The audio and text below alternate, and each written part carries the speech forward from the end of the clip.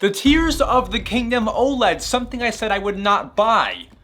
I didn't. So story time, my brother was texting me the other week about how he might upgrade from a Switch Day 1 to a Switch OLED because the battery life is not lasting very long at all, and thought the Zelda Switch would be a good excuse to actually do that, and he asked me if I wanted to unbox this for a YouTube short. I said of course not. That's why I'm doing it on a full video. I said yes, of course, but I did ask him for sure, do you really want me to do it? Because it's such a cool feeling when you do it. He insisted, he really did not care. So he's at work right now, we're gonna open this up, and it's finally here. One day late actually, because Amazon is, Amazon. But without wasting your time, oh boy.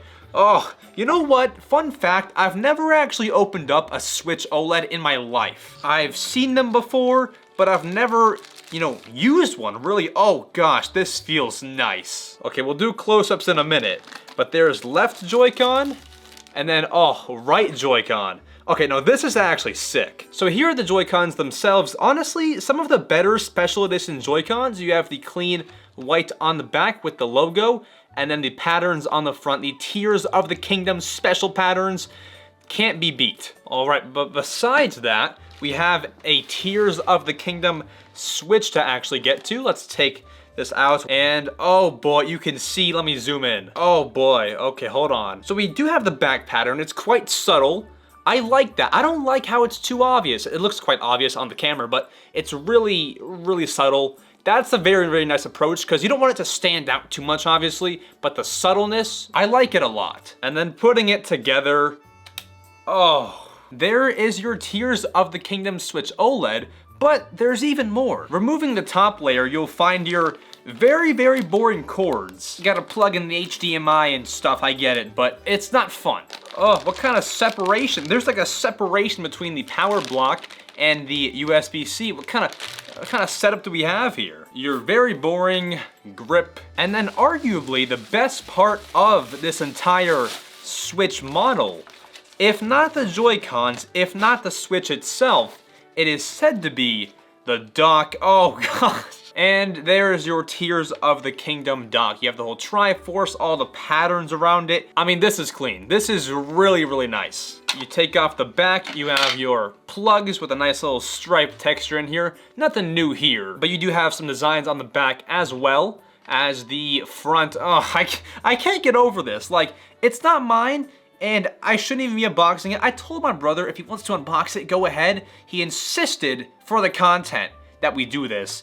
And now this makes me want to actually get my own Tears of the Kingdom OLED. Will it happen? No, I don't think so. I don't want to spend the money. It's amazing for sure, but I don't want to spend the money, so I won't be getting it. But 10 out of 10 recommend that you get it. I'm not going to set it up because one, it's not mine. Two, that would take forever. But here, it turns on. It's a Switch. I thought this would be cool to see, Yeah, let's turn it off for now, but the OLED looks nice. You've also got the white wrist strap to go with the Joy-Cons. Let's not put that on incorrectly, but it does fit with the white theme, so that is a nice little addition. Although I will say it looks a little bit odd maybe on the front, just because there's no white in sight. That unintentionally rhymed, but you have the beige-ish wristband, so that does fit a bit better with the whole theme, though the white looks a tiny bit strange. Let's actually insert it into the dock. Oh, wow. Oh, look. Here's what the Switch looks like in the docked mode. Honestly, I can't get over how good it looks, how shiny it is. I think it's the best Switch OLED out there. Beyond the Pokemon, well, the Pokemon one's kind of good. I would say it beats the Splatoon one, even though that's kind of good as well. I think the Tears of the Kingdom one is the best one. Yeah, I mean, you can't really expect much here, but the Joy-Cons, but the fact that we've never had gold Joy-Cons until now is kind of shocking. I feel like it should have happened by now, but it hasn't. So we have this, the white back. I feel like the Joy-Con grip way is an underrated way to play if you're not in handheld mode. I don't know, there's something about it. Everyone's like, pro controller, but this is underrated. So here's my other Animal Crossing Switch. This is actually mine. Here's my brother's. Ever since we went from the Switch to the Switch OLED, I feel like the designs for special editions have gotten way more complex and way better. It makes me want to upgrade. So my thoughts on the Tears of the Kingdom OLED: definitely go and buy it if you're A Zelda fan, 2, need a new Switch, or 3, you have disposable income. So here's the best Switch OLED, but if you want to see what artificial intelligence, AI, thinks the Switch Pro is going to look like, I'll have that video up here for you.